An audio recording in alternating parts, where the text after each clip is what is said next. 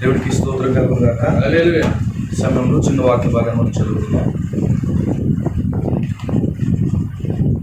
పరిశుద్ధ గ్రంథంలో నుండి ద్వితీయోపదేశకాండము 33వ అధ్యాయము.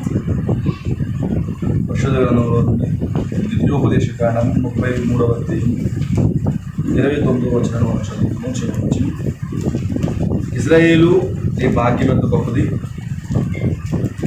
యెహోవా రక్షించిన నిన్ను పోలిన వాడెవడు, ఆయన నీకు సహాయకరమైన కిరీటం, నీకు ఔన్నత్యము కలిగించు ఖడ్గం, నీ శత్రువులు నీకు లోబడినట్లుగా వారు వేషము వేయుదురు, నీవు వారి ఉన్నత స్థలములను త్రొక్కుదు. చదవబడిన వాక్యమును ప్రభు దీవించి మనందరికీ మన వాక్యాన్ని బయలుపరచుకున్నాక దేశందరూ కూర్చోండి.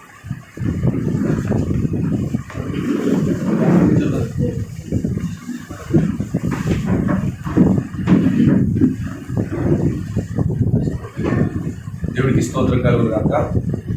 ఇప్పుడు వచ్చినటువంటి సోదరి సోదరులందరికీ కూడా మన ప్రభు అయిన యేసుక్రీస్తు నామములో శుభావంగా తెలియజేస్తున్నాను. ఉన్నటువంటి పరిశుద్ధులందరికీ నా వందనాలు తెలియజేస్తున్నాను. ప్రభువుని కూడా అందరినీ దీవించదు కాక. ఆమేనా? ప్రభువుని కూడా దీవించదు కాకంటే ఏం చెప్పాలి తెలుసా? ఎవరో దీవిస్తారు అనుకున్నారు. స్తోత్రం కలుగు కాక. చిన్నసారిగా ఇక్కడ చెప్పిన వర్తమానం గుర్తున్నా మీరు ఏం చెప్పాను? అలాగే దివ్యమైన సంగతితో నా హృదయం ఉపయోగించుకుంటే వర్తమానం చెప్పాను. ప్రతి ఒక్కరు ఎక్కడ గుడి కడిగినా నేను గుర్తుంటాను. నాకు నేను 100 మెసేజ్ చెప్పినా కానీ అక్కడ ఏం జరిగిందో మ్యాక్సిమం గుర్తుపెట్టుకున్నాను. హల్లెలూయా. సో మీరు కూడా గుర్తుపెట్టుకోవాలి. ఎందుకంటే ఆ గొడవలో వినేసి మళ్ళీ ఉందా బాబు అని చెప్పేసి మళ్ళీ వెళ్ళిపోయింది. ఆ గొడవ మనకి తీయకుంటే ఆ గుట్ట వల్ల ఉపయోగం లేదు.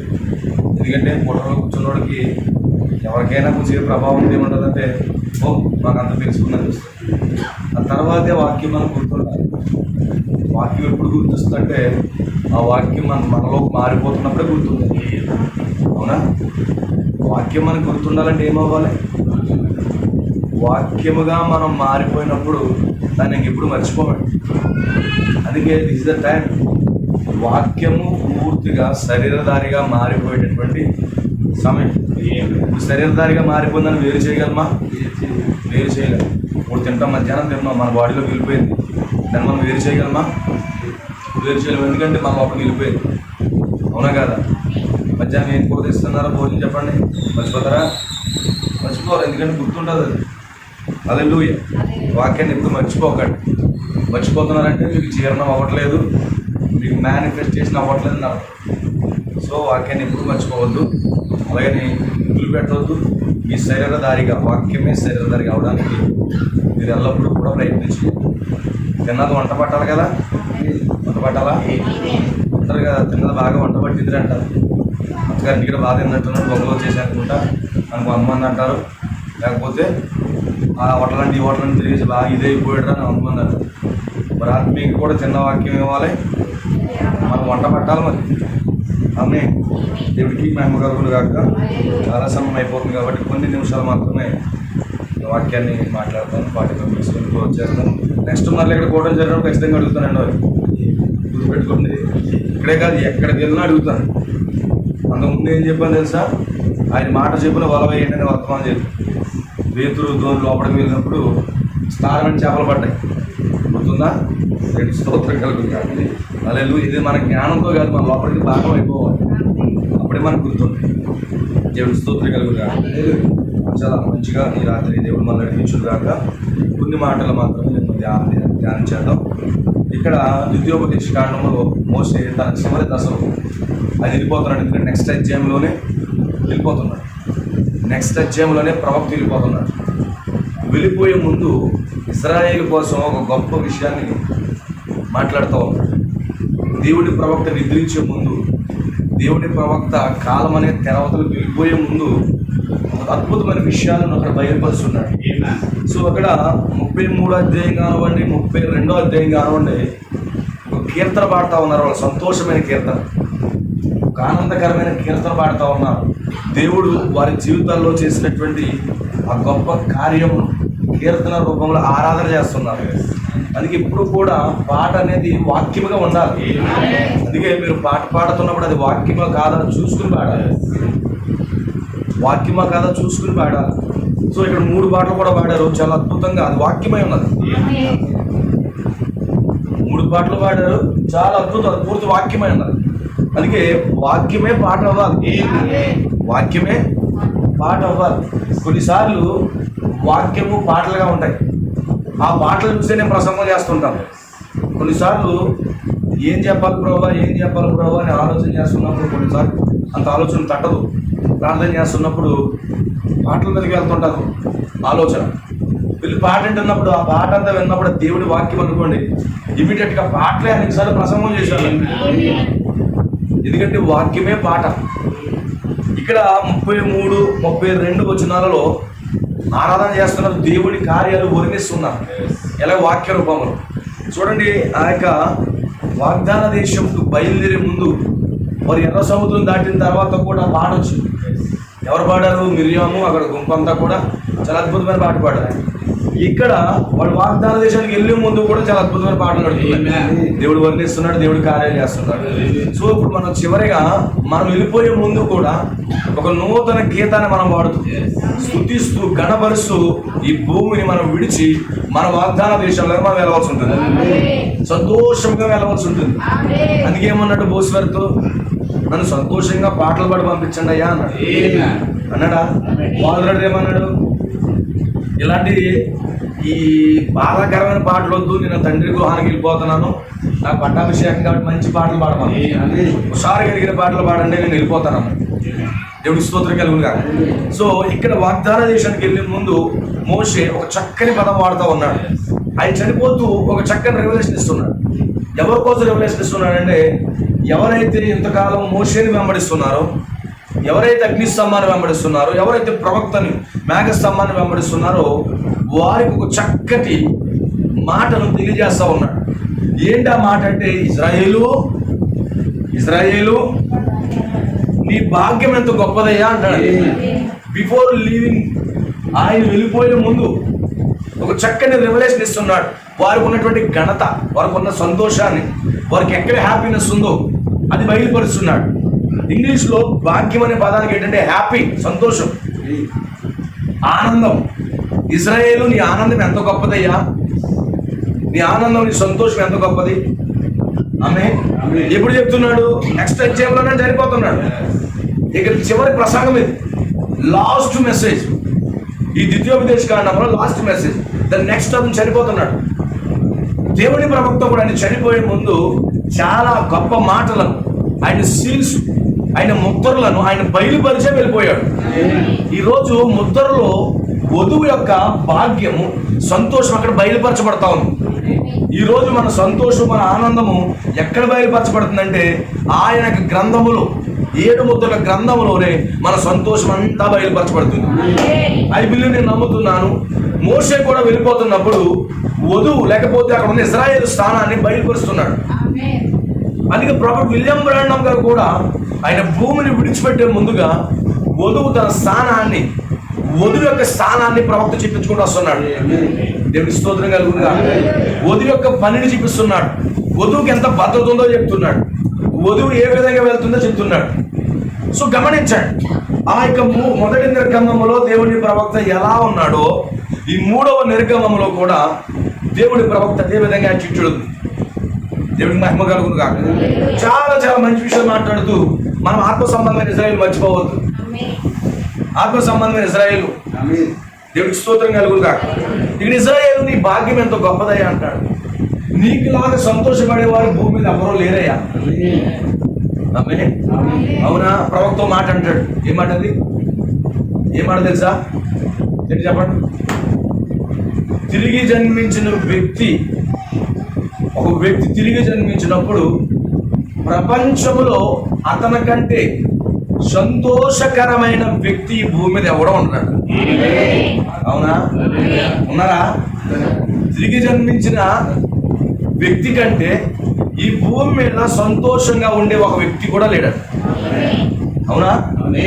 దేవుడు ప్రవక్త చెప్తున్నాడు, ఈరోజు ఆత్మ సంబంధమైన ప్రజలు దేవుని కుమారులు కుమార్తెలకు ఉన్న సంతోషము ఇంకెవ్వరికీ ఉండదు. వాళ్ళకి డబ్బులు బట్టి సంతోషమా? కాదు. లేకపోతే వాళ్ళకు ఉన్నటువంటి సౌకర్యాలను బట్టి సంతోషమా? హోదాలు బట్టి సంతోషమా? లేకపోతే బిల్డింగ్లు బట్టి సంతోషం అంటే కాదండి.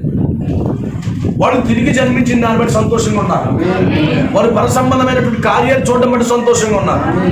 ఆమె దేవుడికి స్తోత్రం కలుగును గాక. ఇక్కడ మనం చూస్తే యోబు గ్రంథంలో మాట్లాడుతున్నాడు. ఎవరు సంతోషపరులో తెలుసా? యెహోవా చేత గద్దింపు పొందిన వారు సంతోషపరులు. యెహోవా చేత గద్దింపు పొందిన వారు భాగ్యవంతులట. అంటే యెహోవా చేత ఖండన పొందినవారు. అవునా కాదా? ఎవరైతే ఖండించబడుతున్నారో, ఎవరైతే గద్దించబడుతున్నారో వాళ్ళు ధన్యులు. అవునా? ఎందుకు ధన్యులు? ఎందుకంటే అందుకే ప్రవక్త అంటాడు, ఈ భూమి మీద దేవుడు వాక్యం మనం ఖండించి గద్దించి చేసిన దాన్ని బట్టి మనం శుద్ధి చేయబడట. మహాశ్రమంలో మనం వెళ్లకుండా రాప్చర్లోకి వెళ్ళిపోతామంట. ఎవరైతే గద్దింపు పొందుతున్నారో వారు ధన్యులని బైబిల్ రాయబడతారు. యోబు గ్రంథం 5:17 చదవండి. యోబు గ్రంథము 5:17 చదవండి.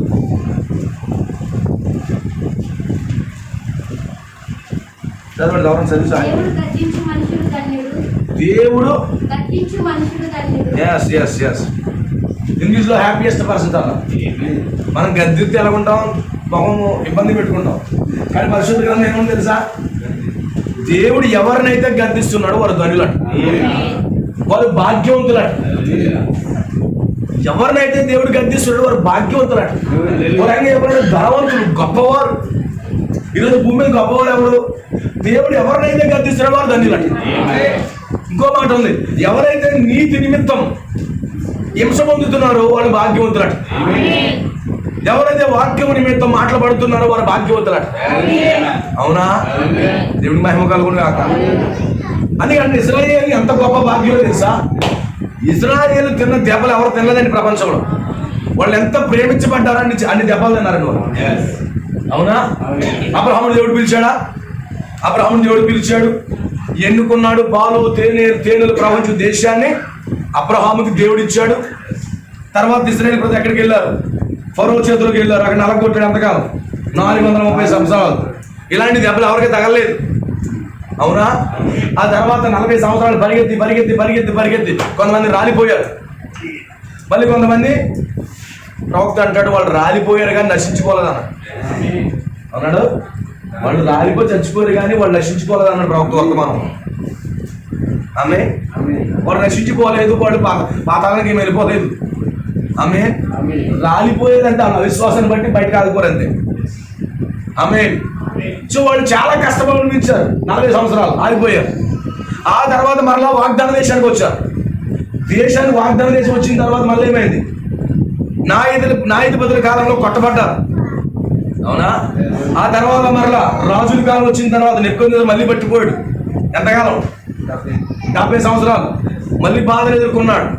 ఆ తర్వాత మరలా బయటకు వచ్చారు. రోమిలకు చెరలోకి వెళ్ళారు. ఆ తర్వాత ఎంతకాలం ఉన్నారు వాళ్ళు? మళ్ళీ కొద్ది సంవత్సరాలు ఉన్నారు. ఆ కొద్ది సంవత్సరాల తర్వాత మరలా టైటస్ వచ్చాడు. మరలా వాడికి వచ్చాడు. మరలా కొట్టినా ఇప్పుడు ఎప్పుడు వచ్చారు? 1948లో వాళ్ళు స్వదేశానికి వచ్చారు. ఇన్ని దెబ్బలు తిన్నట్టుగా ఇండియా దేశంలో తినలేదని. అవునా? ఇండియా కానీ, పాకిస్తాన్ కానీ, అమెరికా కానీ, లేకపోతే ఇంగ్లాండ్ కానీ, ప్రపంచంలో ఏ దేశాలు కూడా ఇజ్రాయేల్ నలిగిపోయినట్టుగా నలిగిపోలేదు. వీళ్ళు హింస పొందినట్టుగా ఎవరో పొందలేదండి. వీళ్ళ దేవుని నుంచి గద్దింపు పొందినట్లుగా ఎవరో గద్దింపు పొందలేదు. అంత గద్దింపు పొందినా కానీ ఇజ్రాయేల్ అంటాడు మీ భాగ్యం ఎంత గొప్పదయ్యా అంటాడు. ఆహా, ఎన్నో కష్టాల తర్వాత కష్టాలు, దుఃఖం తర్వాత దుఃఖం, వేదన తర్వాత వేదన, ఆర్థిక సమస్యలు, రోగాలు, తెగుళ్ళు, బాధలు, వాళ్ళు వీళ్ళు ఎంతో ఉన్నప్పటికీ నీ భాగ్యం గొప్పదంటాడు. ఇక్కడ ఇజ్రాయేల్ పడ్డ కష్టాలు ఎవడో పడలేదండి, కానీ వీళ్ళ గొప్పవాళ్ళు అంటున్నాడు. ఆమె అందుకే దేవుడు ప్రవక్త అంటాడు రోగం శాపం కాదండి. రోగం అనేది శాపం కాదు, దేవుడికి దగ్గర చేస్తాను. అవునా? ఆర్థిక ఇబ్బందులు అనేవి శాపం కాదు, దేవుడికి దగ్గర చేస్తాను. ఆమె నీకు ఎలాంటి క్లిష్టమైన పరిస్థితి వచ్చినా అది నీకు శాపం కాదు. దేవుని కుమారుడికి ఏది శాపం కాదండి. అది దేవుడికి దగ్గర చేస్తుంది అంతే. ఎన్నుకున్న వారి పరిస్థితి ఫిజికల్ గా వాళ్ళ స్థితి చూడండి. వాళ్ళు ఎక్కడైనా సైడ్ ట్రాక్ అయ్యారా మళ్ళీ కొట్టుకోడు లైన్లోకి రండి అనుకో. ఈ రోజు మన జీవితాలు ఎక్కడైనా సైడ్ ట్రాక్ అవుతున్నాం అనుకో, మళ్ళా కొడతాడు, లైన్లో పెడతాడు అంతే. నేను నాశనం చేశాడు. అందుకే దేవుని ప్రవక్త 7వ ముద్రలో అంటాడు, లయము కాని దేవుని ప్రజలట, నిర్మూలము కాని దేవుని ప్రజలు అన్నాడు. ఇజ్రాయేల్ ప్రజలు ఎవరో నిర్మూలన చేయలేకపోయారు, చేయరు కూడా. ఎందుకంటే వాడు భాగ్యము గొప్పది. ఎవరు ఇస్తున్నారు? ఎవరైతే వారిని బయట తీసుకొచ్చాడో ఆయన స్టేట్మెంట్ ఇచ్చి వెళ్ళిపోతున్నాడు. ఆమె దేవుడికి మహిమ కలుగును కాక. స్టేట్మెంట్ ఇచ్చి ఆయన బయటకు వెళ్ళిపోతున్నాడు.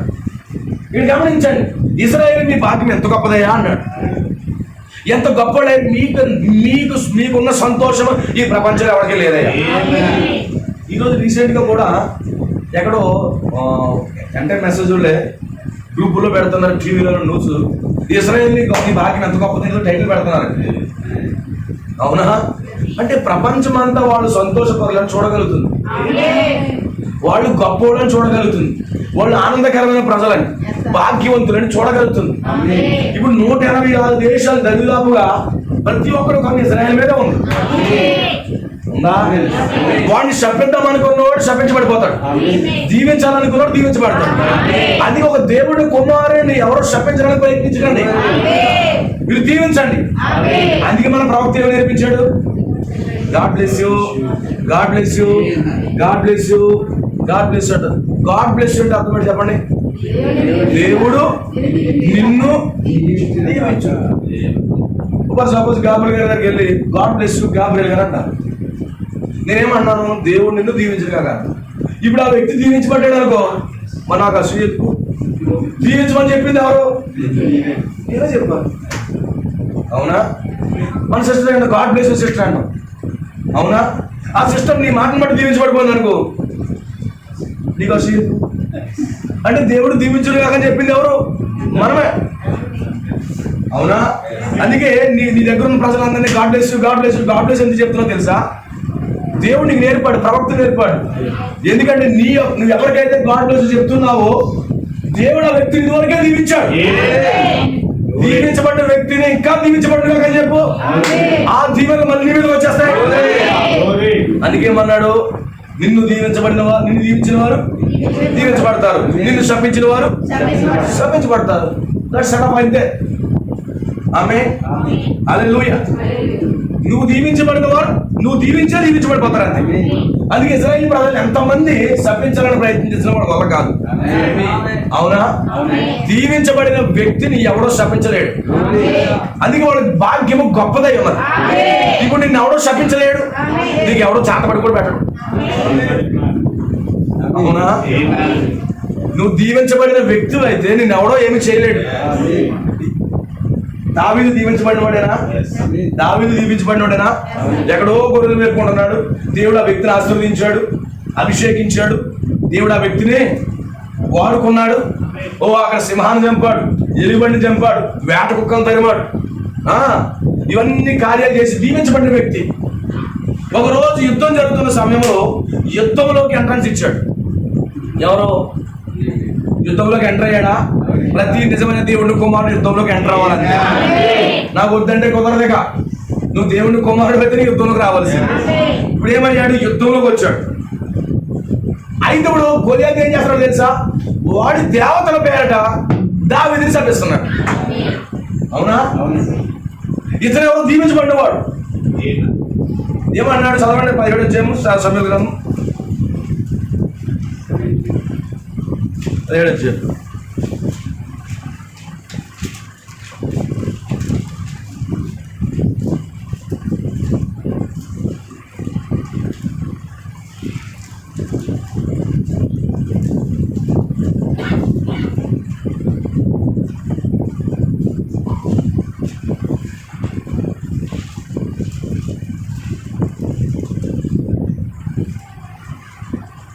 Yes, brother.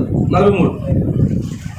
ఫిలిష్తీయుడు కర్ర తీసి, నీవు నా మీదకి వచ్చుచున్నావే, నేను కుక్కనా అని దావీదుతో చెప్పి తన దేవతల పేరట దావీదును శపించును.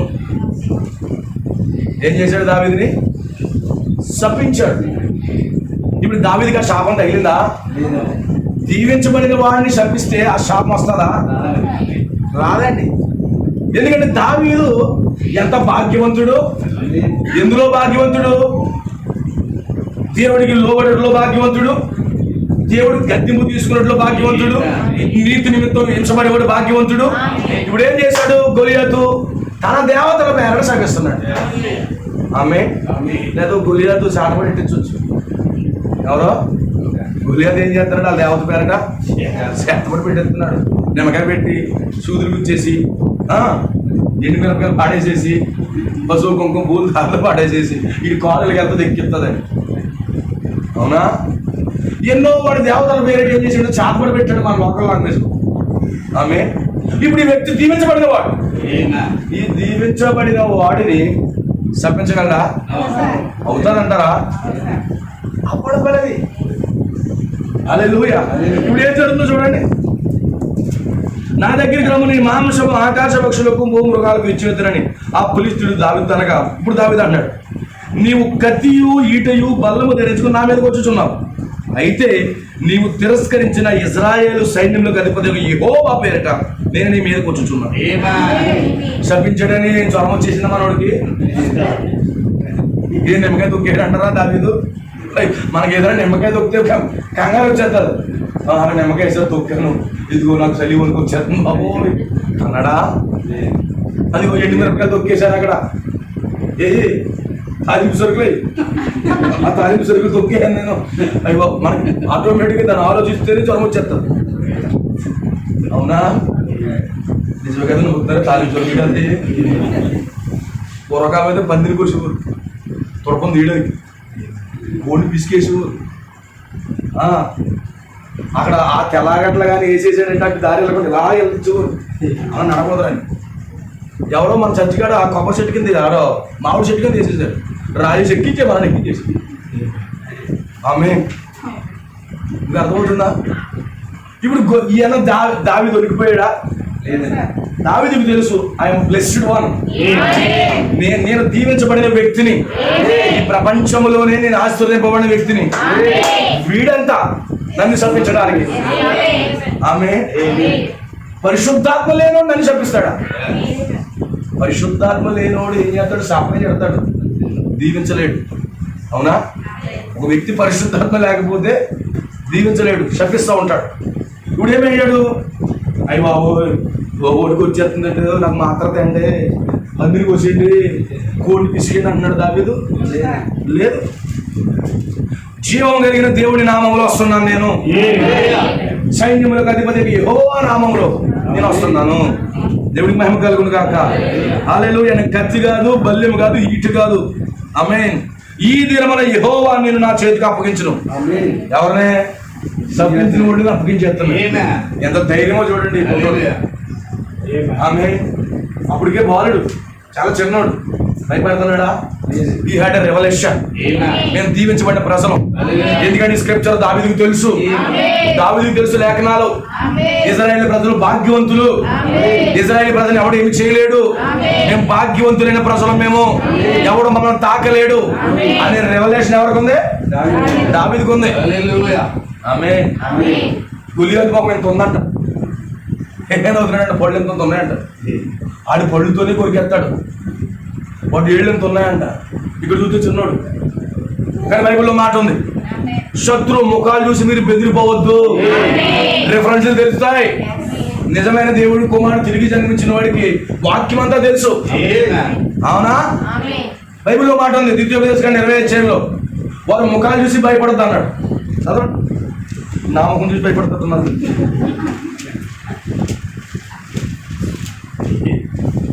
రండి. 20. నీవు నీ శత్రువుతో యుద్ధమునకు పోయి గుర్రములను రథములను మీకంటే విస్తారమైన జనమును చూచినప్పుడు వారికి భయపడవద్దు. ఐగుప్తు దేశంలో నిన్ను రప్పించిన నీ దేవుడైన యెహోవానికి తోడుండును. అంతేకాదు, మీరు యుద్ధమునకు సమీపించినప్పుడు యాజకుడి దగ్గరికి వచ్చి ప్రజలతో ఇలాగూ చెప్పవలెను. ఆమె రైట్. నెక్స్ట్. ఇశ్రాయేలారా వినండి, నేడు మీరు మీ శత్రు యుద్ధం చేయుటకు సమీపించుచున్నారు. మీ హృదయంలో జంకకుడి, భయపడకుడి, వణకకుడి, వారి ముఖము చూసి బెదరకుడి. తర్వాత నేను చదువుకున్నా కట్టైపు. మీ కొరకు మీ శత్రువుతో యుద్ధం చేసి మిమ్మల్ని రక్షించేవాడు మీ దేవుడైన యెహోవాయే.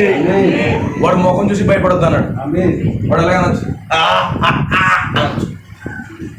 నోరేం తింటుందరా ఆ నోట్లో మింగేస్తాడేమో కంగారైపోతున్నాడు. ఎవరు? సౌలు. ముందు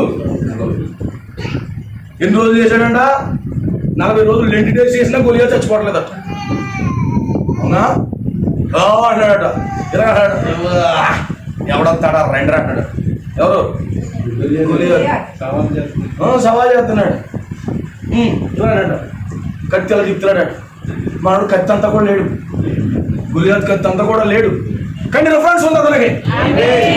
వాళ్ళు ముఖాలు చూసి మాత్రం భయపడొద్దు అన్నాడు. వాడికి ఎంత మొహం ఉన్నా భయపడొద్దు అని రిఫరెన్స్ ఉంది. వీళ్ళ ముఖం చూసి సౌలు భయపడుతున్నాడు, కానీ దావీదు భయపడట్లేదు. ఇప్పుడు ఏం చేస్తున్నాడు? చదవండి. ఆమేన్.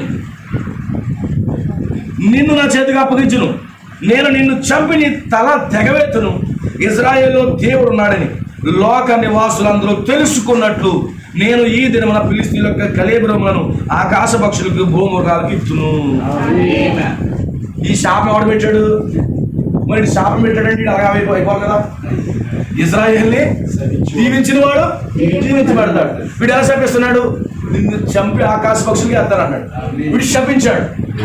మరి శపించడానికి శాపమే వస్తుంది కదా. వస్తుందా? శాపమే కదా రావాల్సింది. ఇప్పుడు దావీదు ఏమన్నాడు? నేను నిన్ను చంపి ఆకాశ పక్షులకు నీ కళేబరాలు వేస్తాను రా అన్నాడు. అవునా? రైట్, చదవండి. అప్పుడు యెహోవా కత్తి చేత ఇటు చేత రక్షించాడు కాదని ఈ దండు వారందరూ తెలుసుకుందారు. ఎవరు? వెనకాల వాళ్ళు కూడా తెలుస్తుంది. వాళ్ళు అనుకున్నారు కత్తి తిప్పేసి కత్తి ద్వారా నెగ్గేస్తామనుకున్నారు. అవునా? అవునా కదా? ఎలియాబు తర్వాత అన్నదమ్ములందరూ కూడా ఎందుకు వచ్చారో యుద్ధానికే అన్నారట. నువ్వు ఎక్కడో మూల ఉండొచ్చు కదరా, నువ్వు ఉద్దానికి వచ్చి ఎప్పుడన్నా కత్తి తిప్పావు నువ్వు అన్నయ్య. నీకు తెలియదు ఏంటంటే అన్నయ్య, కత్తితో యుద్ధం చేయడు కదన్నయ్య. ఎవరు? దావీదు చెప్తున్నాడు. వీళ్ళందరికీ తెలియాలి. వీళ్ళు అనుకుంటున్నారు మేము కత్తితో తిప్పేస్తున్నాం, 15-20 సంవత్సరాలు ట్రైనింగ్ అవుతున్నా, మాకేమి నాకు తెలుసు కదా కత్తితో యుద్ధం చేస్తాను అనుకుంటున్నాడు. కానీ దావీదు ఏమన్నాడు తెలుసా? అన్నయ్యారా, దేవుడు కత్తితో యుద్ధం చేసేవాడు కాదు. ఆ విషయం అతనికి తెలియాలి. ఆమేన్. దేవుడికి మహిమ కలుగును గాక. దొండ అంతలకి తెలియాలి. యుద్ధము యెహోవాది, ఆయన మిమ్మల్ని మా చేతికి అప్పగించడానికి చెప్పింది. ఈ ఫిలిష్తీయుడు లేచి దావీదుని కలిగిట్టుగా అతనికి ఎదుర్కొని పోగా దావీదు వాడిని ఎదుర్కొన్నట్టు సైన్యంతో త్వరగా పరిగెత్తిపోయి తన సంచిలో చేసి అందులోంచి రాయి ఒకటి తీసి ఒడిసేలలో విసిరి ఆ ఫిలిష్తీయుని ఎదుట కొట్టెను. ఆ రాయి నుదుటి వచ్చినందున వాడు నేలను బోర్లా పడెను. దావీదు ఫిలిష్తీయుడి కంటే బలాఢ్యుడు ఖడ్గం లేక ఒడిసెలతో రాతితోను ఆ ఫిలిష్తీయుని కొట్టి చంపాడు.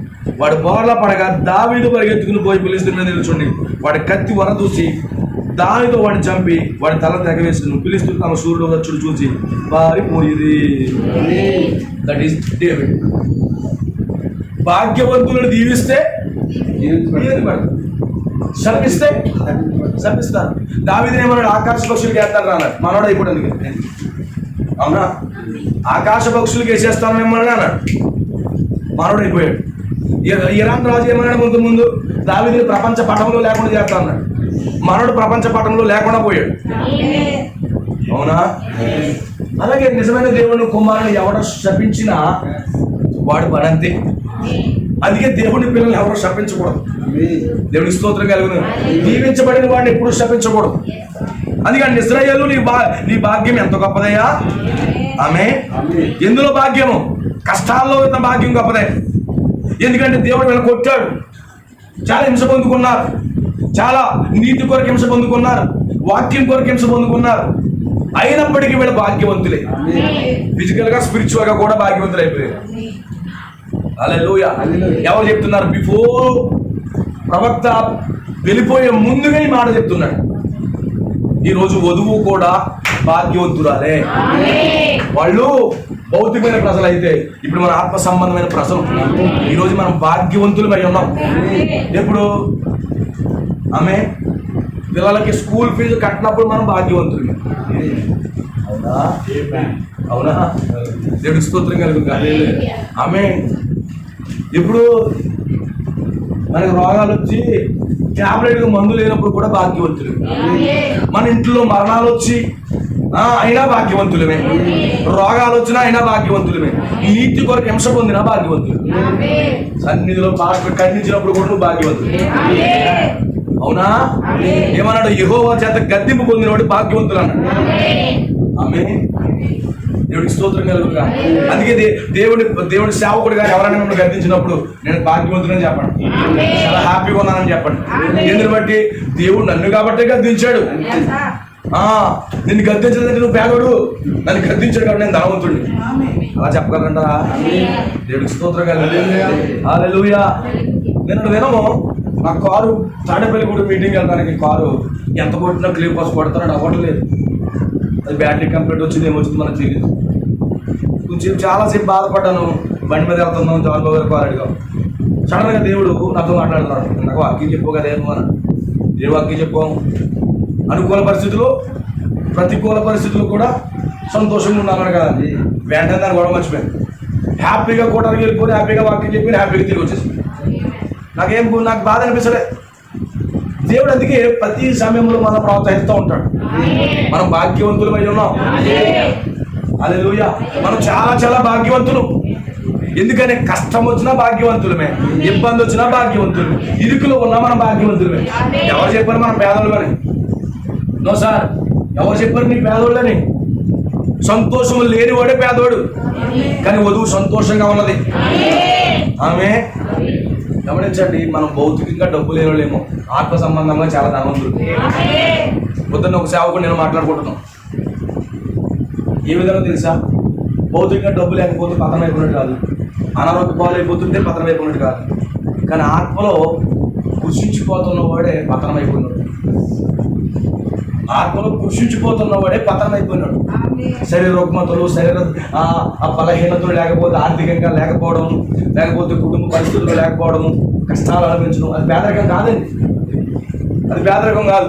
ఆత్మలో వాక్యము లేకుండా అల్లాడిపోతున్నవాడే పేదరికంలో ఉన్నవాడు. ఆమె కానీ అన్నాడు, ఇజ్రాయేలు నువ్వు భాగ్యం ఎంత గొప్పదయ్యా. ప్రపంచంలో ఇజ్రాయేల్ వంటి ప్రజలు ఎవరు లేరండి ఈరోజు. ఇది మనం చెప్పడం కాదు, ఈరోజు టీవీ న్యూస్ ఛానల్ చెప్తుంది. ప్రతి ఒక్కరు ఒప్పుకుంటున్నాడు ఈరోజు. ఇజ్రాయేల్ ప్రతివి చూడండి, యూట్యూబ్ లో చూడండి. మధ్యకాలంలో చూస్తున్నా, ఏం టచ్ చేయకూడదా బాబు అంటున్నారు అందరూ. వీళ్ళు మామూలు కాదంటారు. ఏం చేయలేకపోతున్నారు ప్రపంచం అంతా ఏకమైన. ఆమె 180 దేశాలు వచ్చినా కానీ వాళ్ళు ఏం చేయలేరు. అవునా? వాళ్ళకి భయం అంటేనే తెలదు. భయం ఒప్పుకోకపోతే ఏం చేస్తారు ఇంకంతే. That is the word. ఒప్పుకోవలసిందే వాక్యాన్ని. ప్రతి ఒక్కరు కూడా చిన్నోడి నుంచి పెద్దోడి వరకు ఇజ్రాయేలు నీ భాగ్యం ఎంత గొప్పదే అన్న. That is the scripture. ఒప్పుకోవాలంతే. ప్రతి ఒక్కరి నోటు ఒప్పింప చేస్తానన్నాడు. దేవుడికి స్తోత్రం కలుగునుగా. అదే విధంగా వధువు భాగ్యము కూడా గొప్పది. వాళ్ళ భౌతికమైన ప్రజలైతే మనం ఆత్మ సంబంధమైన ప్రజలము. మనం చాలా సంతోషకరమైన ప్రజలము. ఎందుకంటే తిరిగి జన్మించిన వాడు చాలా సంతోషపడని చెప్పాడు. అతనికి దుఃఖమేమి ఉండదు, అతనికి ఏం బాధ ఉండదు, అతనికి కట్టుకోవడానికి సరిగా బట్టలు లేకపోయినా దుఃఖమేమి ఉండదు. ఎందుకంటే అతను పరిశుద్ధాత్మతో నింపబడ్డాడు. పరిశుద్ధాత్మలో అతనికి సంతోషం ఉన్నది, పరిశుద్ధాత్మలో అతనికి ఆనందం ఉన్నది. తిరిగి జన్మించాడు, అతను మరొక లోకంలో జీవిస్తున్నాడు. అవునా? ప్రవక్త ఏమన్నాడు? 2 లోకాల్లో జీవిస్తారన్నాడు. ఈ లోకంలో బట్టలు లేవనుకోండి, ఇతను బాధలు మళ్ళీ ఆ లోకం చూస్తాడు. అప్పుడు అనిపిస్తుంది మనకు అక్కడ ఉన్నాయి కదా, ఇక్కడ మనకు సంపద లేదొచ్చు, అక్కడ ఉంది కదా. వెంటనే రియలైజ్ అవుతాడు. అక్కడ దాన్ని బట్టి అతను సంతోషపడిపోతాడు. ఏ రోజు కూడా దుఃఖపడడు. దేవుడికి స్తోత్రం కలుగుగా. ఎందుకంటే ఇశ్రాయేలు నీ భాగ్యం ఎంత గొప్పదయ్యా. హింస పొందినా నీ భాగ్యం గొప్పదే, నువ్వు కష్టపడినా నీ భాగ్యం గొప్పదే, నువ్వు ఇబ్బందికి గురైపోయినా నీ భాగ్యం గొప్పదే. నీ వంటి వారు ఎవరు లేరయ్యా. అందుకే ఈ రోజు వధువు వంటి వారు ఎవరు లేరు భూమి మీద. వధువు అంత గొప్పది. ఈరోజు ఈ వర్తమానం ఎరిగి ఈ వర్తమానంలో తిరిగి జన్మించినటువంటి దేవుని పిల్లలు చాలా గొప్పోళ్ళు. అవునా? బ్రదర్ మాస్టర్ గారు చాలా గొప్పవాడు. ఎందుకు బట్టి వాక్యాలు స్కూల్ టీచర్ కాదు, ఆయన చాలా గొప్పవాడు. ఎందుకని వాక్యాలు. సిస్టర్ నీ పక్కన నాకు చాలా గొప్పదే, అందుకే నీ పక్క వాళ్ళు ఎప్పుడు చూసినా గొప్పడికి షేక్ అంటే ఎత్తరంటే వాడిని గొప్పవాళ్ళు చాలా ప్రీసియస్ పీపుల్స్. అందుకే మన ప్రవక్త ఏమన్నాడంటే నా ఎదుర్కొంటూ వచ్చేవాడు నాకంటే గొప్పవాడు అన్నట్టు మనం. అవునా? ఎప్పుడు కూడా నాకంటే తక్కువ అవుతాను నువ్వు మనకు నేర్పించలేదు ప్రవక్త. అవునా? మాస్టర్ అయినా ఎవరైనా ఏమన్నాడు నాకంటే గొప్పవాడు. అందుకే ప్రవక్త ఏమంటాడు పాదాలు కడిగినప్పుడట వారు మనకంటే గొప్పవాళ్ళనే కడగమన్నాడు. అవునా? మనందరం గొప్పవాళ్ళమే. ఎవరు చెప్పారు? మన ప్రభువు చెప్పాడు, దేవుడి ప్రవక్త చెప్పాడు. మన అమ్మ ప్రవక్త చెప్పింది నేను గొప్పనండి, స్కూల్ ఫీజు కడతాకు డబ్బులు లేవు, స్కూల్ ఫీజు కడతాకు డబ్బులు లేకపోతే నువ్వు ఏమన్నా గొప్పడు కాదని చెప్పాడు ఆయన. లేదు దేవుడు మహిమ కలుగును కాదు. నా ప్రియ సోదరి సోదర నీ పక్కన అందరూ గొప్పవాళ్ళే. ఆమె నా సోదరుడు గొప్పడు, నా సోదరుడు గొప్పడు, సోదరి గొప్పడు, అందరూ గొప్పడమే. ఎందుకు? మన భాగ్యం గొప్పది. ఎందుకంటే ఈ కాల వర్తమానమును గ్రహించాము, ఈ కాల వర్తమానం వెంబడిస్తున్నాము, ఈ కాల వర్తమానం తిరిగి జన్మించాము. అందుకే గొప్పడు అయ్యాం. ఈ కాల వర్తమానం గ్రహించుటే కొత్త జన్మ అన్నాడు ఆయన. ఈ కాల వర్తమానాన్ని సంపూర్ణ ప్రత్యక్షత పొందుకోవడమే నూతన జన్మ అన్నాడు. అవునా? నువ్వు గొప్పడు కదా. ఈరోజు మనం చాలా గొప్పడు, సైంటిస్ట్ కంటే గొప్పడు. మన ప్రవక్త ఏమన్నా తెలుసు? సైంటిస్ట్ బీయింగ్ ఏ డెవిల్ అన్నాడు. సైంటిస్ట్ బీయింగ్ ఏ డెవిల్ అన్నాడు. మనం ఏం చేస్తే ఆడాక తిరుగుతుంది దెయ్యాలంట. కానీ పక్కన గొప్పవాడు పట్టించుకోమా. రాజకీయ నాయకుల కంటే మనం గొప్పవాడు. అవునా? పెద్ద పెద్ద వాళ్ళు అనుకో చెప్పుకున్న వారి కంటే మనం గొప్పవాడు. ఎవరు గొప్పవాడు? నీ పక్కన సిస్టర్ గొప్పది. అందుకే సహోదరులకి ఎక్కువ విలువ ఇవ్వండి. అర్థమవుతుందా? సహోదరులకి ఎక్కువ విలువ ఇవ్వండి. వాక్యాన్ని పట్టుకున్న వారికి విలువ పెరిగిపోతుంది. వాక్యాన్ని కలిగిన వారిని దీవించండి, మిమ్మల్ని దీవించబడిపోతారు. అవునా? నువ్వు దీవించబడాలంటే ఒకటే ఒక ట్రిక్. ఏంటిది చెప్పండి? నువ్వు పక్కన దీవించాలి. నువ్వు దీవించబడాలంటే ఒకటే సూత్రం, నువ్వు పక్కన దీవించు, సరిపోతుంది. నువ్వు పక్కన బాగుండాలని కోరుకో, నువ్వు బాగుంటావు. అంతే సింపుల్. దేవుడి పిల్లలు బాగుండాలని కోరుకో, నువ్వు బాగుంటావు. దేవుడికి మహిమ కలుగును గాక. ఇశ్రాయేలు నీ భాగ్యం ఎంత గొప్పదయ్యా. పొదువా నీ భాగ్యం ఎంత గొప్పది. ఇది ఎంత గొప్పడు. కష్టాల్లో గొప్పడువే. తిరిగి జన్మించినడు గొప్పడు. ఈ ప్రపంచంలో అందరికంటే సీఎం, పిఎం, ప్రైమ్ మినిస్టర్ల కంటే, సెనేటర్ల కంటే, రాజుల కంటే, పోపు కంటే తిరిగి జన్మించిన వాడు గొప్పవాడై ఉన్నాడు. ఎవరు చెప్పారయ్యా? దేవుని ప్రవక్త చెప్పాడు. అవునా? ప్రవక్తను వెంబడిస్తున్నాడు. ప్రవక్త మాట నమ్మొద్దా? దేవునికి మహిమ కలుగును గాక. యెహోవా రక్షించిన నిన్ను పోలివాడు ఎవడు? ఆయన నీకు సహాయకరమైన కేడెము. ఎవరో దేవుడు, ఎవరో సహాయకరమైన కేడెము, షీల్డ్ అంట, ప్రొటెక్షన్ అంట. ఈరోజు ఇజ్రాయెల్ ప్రజలకి ప్రొటెక్షన్ ఎవరు? దేవుడే. ఈరోజు వధువుకి ప్రొటెక్షన్ ఎవరు? దేవుడే. ఈరోజు నీకు నాకు ప్రొటెక్షన్ ఎవరు? దేవుడే. వధువుకి రాంగ్ డాక్టర్ అంటుకోకుండా ఆయన ప్రొటెక్ట్ చేస్తున్నాడు. వధువు పాపంలో జారిపోకుండా ఆయన ప్రొటెక్ట్ చేస్తున్నాడు. నువ్వు అనుకుంటా దూరంగా పోతామే వాక్యంలోకి అనుకుంటావు. ఎక్కడికి వెళ్తావు?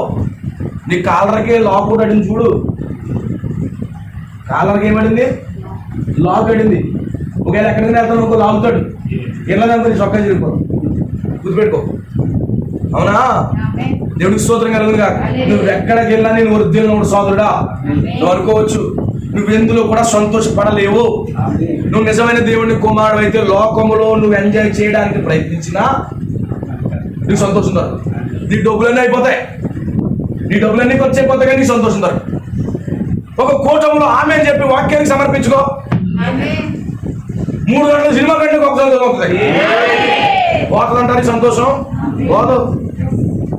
నువ్వు తాగిన హాఫ్ బాటిల్ కంటే ఎక్కువ సంతోషం అవుతుంది కదా. ఆమె మీకు హాఫ్ బాటిల్ బతికి కూడా రండి, ఫుల్ బాటిల్ వేస్తా. ఏ ఫుల్ బాటిల్? ఆత్మ సంబంధమైన వాక్యం. ఇది ఆత్మ సంబంధమైన వాక్యం. ఫుల్ బాటిల్ మళ్ళీ ఆఫ్ ఏమీ లేదు. నువ్వు సంతోషంగా వెళ్ళిపోవడమే. తాగినోడి కష్టాలు ఏం తెలుస్తాయా? ఏమనదు. చెప్పాను కదా ఈసారి సీటు కట్టాలన్నా అక్కడ అర్థంలే అంటాడంతే. అంటాడా? అవుతాడు. ఆగిపోతే ఏం చేస్తాడు? అంటాడు. అంతే.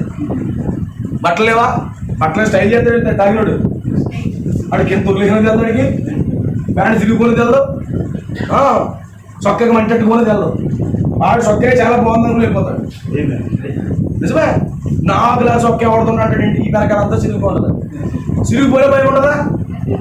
ఉండదు, ఏముండదండి. హల్లెలూయా. మా ఇంటికి కూడుకొని అంటాడు. డబ్బులు జోలు అయినా రమ్మంటాడు. డబ్బులు ధైర్యంగా వెళ్ళాడండి. అవునా? డబ్బులు లేకపోతే తాగొన్నాడు అనుకో, ఎంత ఉండతారండి రండి అంటారందా. పెట్టినా పెట్టకపోయినా మంచి మాట పలికోరు అంటారు. పరిశుద్ధాత్మ నింపబడిన వాడికి భయమే ఉండదండి. అదే ఫుల్ బాటిల్ వేస్తాను రండి, నీకు భయమే ఉండదు. ఎవరో వచ్చేస్తారు, లారీ వచ్చేస్తాను భయం ఉంటుందా? లారీ వస్తే భయం ఉంటుందా? మరణం వచ్చినా భయం ఉంటుందండి తాగేసినోడికి. పోతం ఎవరి లెక్క అంటాడండా. నువ్వు పరిశుద్ధాత్మ నింపబడ్డావు అనుకో, ఆ మద్యంతో నింపబడ్డా అనుకో, పోతే పోతే ఎవరి లెక్క అంటావా? అంటావా? నీకు భయమే రాదు, రాదు. ఎందుకంటే నీ భాగ్యం గొప్పదై ఉన్నది. దేవుడు మహిమ కలుగునుగా. ఇక్కడే సంతోషం ఉన్నదండి. ఎక్కడ? ఇజ్రాయేలుకి సంతోషమే పెట్టాడు దేవుడు. ఈరోజు దుఃఖాన్ని ఏం పెట్టలేదు, సంతోషమే పెట్టాడు. ఇజ్రాయేల్ ప్రజలు కష్టంలో కూడా సంతోషిస్తున్నారు, ఆనందిస్తూ ఉన్నారు ప్రజల వాళ్ళు. ఏం దుఃఖపడకండి, దేవుడు మహిమ కలుగునుగా. ఏం బాధపడకలేదు. అవునా? తాగేసినోడికి చిన్న గీత తీసుకున్నా ఏం కదా అంటాడు తప్ప నిప్పు తెత్తుడికి. పోలీస్ స్టేషన్కి వెళ్ళడానికి చెత్త కొడేయాలనుకో, తాగినోడు తిరుగుతుంది దెబ్బలో. దెబ్బ తెలియదు, ఏమీ తెలియదు. వాడు అనుకుంటాడు ప్రపంచాన్ని నేనే హీరోని అనుకుంటాడు, నేనే గొప్ప అనుకుంటాడు. అంటాడు అలా ఎమ్మెల్యేదే నువ్వు ఎంత నేనే గొప్ప ఉన్నాడు. నిజమేనా అన్నా? చెప్పండి. అదే లూయా. ఎందుకు అంటాడు? తాగాడు కాబట్టి. ఇప్పుడు పరిశుద్ధాత్మ నింపబడితే నువ్వు గొప్ప సంగతి. అది ఈరోజు ప్రాబ్లం ఏంటంటే ఆ యొక్క వాక్యముతో మత్తిల్లపోతున్నా, వర్తమానముతో నింపబడకపోతేనే బాధలు వస్తాయి. అవునా? ఏం చేస్తాడు? మందు దిగినాడు, మందు దిగిపోయినాక ఏం చేస్తాడు?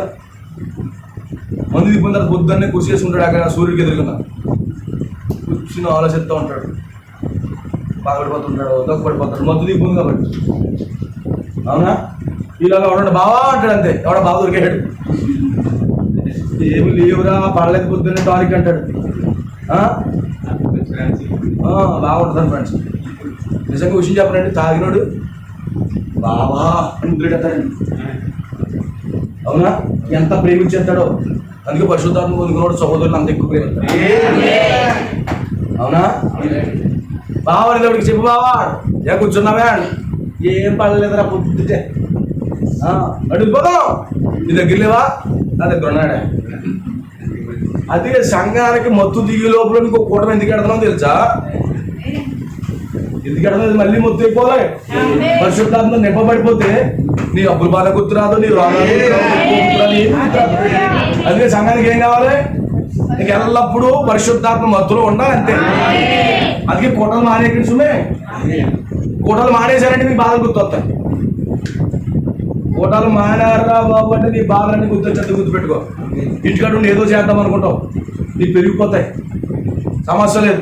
ప్రతిరోజు నింపబడ్డమే, నింపబడ్డమే, నింపబడ్డమే, నింపబడ్డమే. నింపబడితేనే నీకు బాగా గుర్తురావు. అర్థమవుతుందా? దేవుడి మహిమ కలుగును గాక. హల్లెలూయా.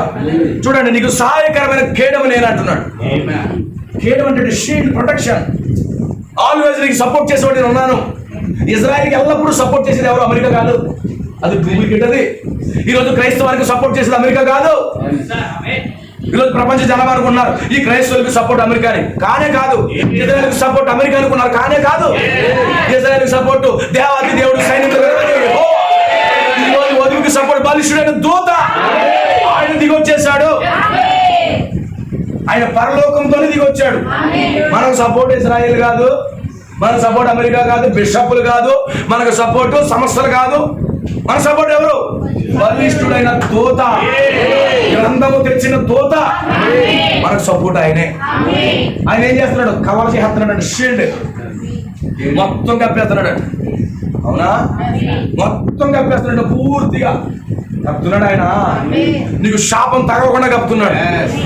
ఓ రోజు బిలాం ఏం చేస్తున్నాడు? సూటు కూడా వేసేసుకున్నాడు.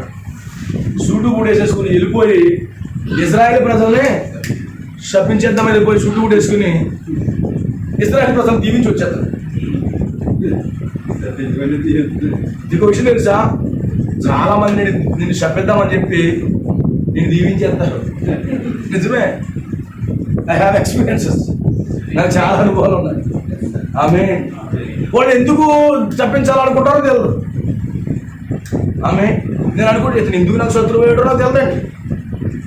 ఎందుకు శత్రువు వేయడం నాకు తెలియదు. చాలా మంది ఆశ్చర్యంగా నిత్యం అలాంటి ఇలాంటి నీకోసం ఎప్పుడు నేను తప్పు మాట్లాడలేదు కదా బాబు. ఎప్పుడో ఎవరి దగ్గర అన్నానా, ఎవరి దగ్గర నోరు జారలేదే. నేను ఎప్పుడు దేవుడిని పెడతాను, నా నోరుని అదుపులో పెట్టిన ఆయన ఎవరితో ఎవరి కోసం మాట్లాడకూడదు అనుకుంటాను. 10 మందిలోకి వెళ్ళినా కూడా అలాగే సిద్ధపడతాను, ఎందుకంటే నోరు ఎప్పుడు అపెత్తం అవ్వకూడదని. కానీ నన్ను ఎవడు దూషిస్తున్నాడో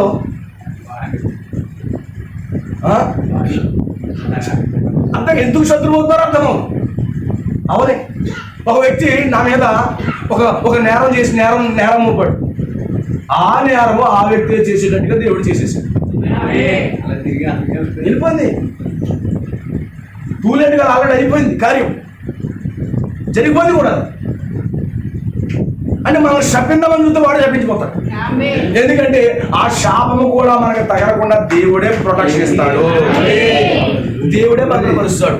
అందుకే అబ్రహామును పిలిచాడు దేవుడు, నేను నీకు కేడమయ్యాను అంతే, నేను నీకు కేడమని అంతే, నీకు ప్రొటెక్షన్ ఇస్తున్నాను, నిన్ను ఎవడో తాకలేడు, ఏ శాపం కూడా నేను తాకలేదు. అందుకే దేవుడి ప్రవక్త అంటాడు, సారీ క్షమించాడు, ద్వితీయోపదేశకాండం